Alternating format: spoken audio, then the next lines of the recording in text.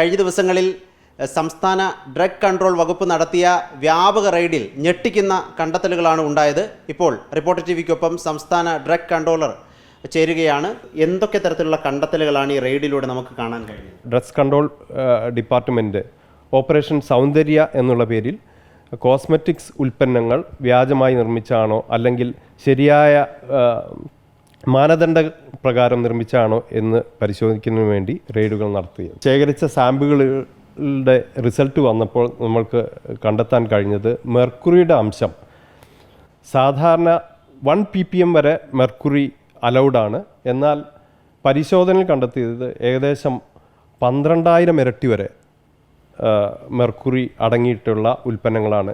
Especially face ക്രീമാണ് അധികം, ലിപ്സ്റ്റിക്കും ഒരു പരിധിവരെ ഇത്തരത്തിൽ അധികം മെർക്കുറി അടങ്ങിയിട്ടുള്ള ഉൽപ്പന്നങ്ങൾ കണ്ടെത്താൻ കഴിയും. അങ്ങനെ മെർക്കുറി വളരെ ഉയർന്ന തോതിൽ ഈ ഉൽപ്പന്നങ്ങളിൽ ഉണ്ടെങ്കിൽ അത് നമ്മുടെ ശരീരത്തിന് ഏൽപ്പിക്കുന്ന ആഘാതം എന്തായിരിക്കും സാർ? ശരീര ആന്തരികാവയവങ്ങൾക്ക് വരെ ഇത് ബാധിക്കാൻ സാധ്യതയുണ്ട്.